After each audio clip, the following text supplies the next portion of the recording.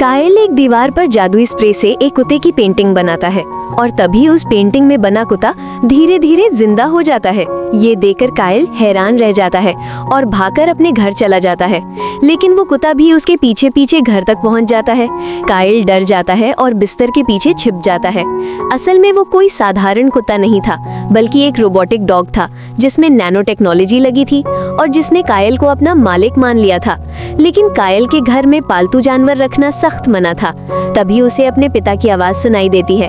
वो जल्दी से उस डॉग को छिपने को कहता है और तभी वो डॉग खुद को इनविजिबल यानी अदृश्य बना लेता है। रात में जब कायल गहरी नींद में सो रहा होता है तो वो रोबोटिक डॉग चुपचाप उसका पूरा होमवर्क कर देता है। अगली सुबह वही डॉग कायल को समय पर उठाता है। फिर कायल उसे अपने साथ पार्क में टहलाने ले जाता है। वहाँ वो डॉग कायल के लिए एक हाईटेक ब्लूटूथ बनाता है जिससे कायल उससे बात कर सकता था। इसके बाद कायल उस डॉग को अपने स्कूल पार्टी में ले जाता है।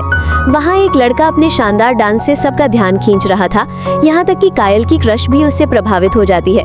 कायल ये देखकर थोड़ा उदास हो जाता है, लेकिन वो रोबोटिक डॉग कायल की फीलिंग समझ जाता है और तय करता है कि अब वो अपने दोस्त को बदल कर दिखाएगा।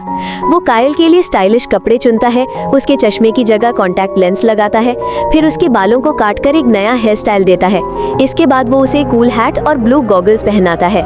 कुछ ही देर में कायल एकदम मॉडल जैसी लुक में बदल जाता है। जैसे ही वो पार्टी में जाता है, सबकी नजरें उसी पर टिक जाती हैं। कायल दीवार पर पेंटिंग बनाने लगता है। वो आसमान में उड़ते लोगों की एक अद्भुत कलाकृति बनाता है। सारे बच्चे हैरानी से उसे देखते हैं और आखिर में वो अपनी क्रश की एक खूबसूरत पेंटिंग बनाता है। ये देखकर उसकी क्रश मुस्कुराती है और सबके सामने कायल से अपने दिल की बात कह देती है।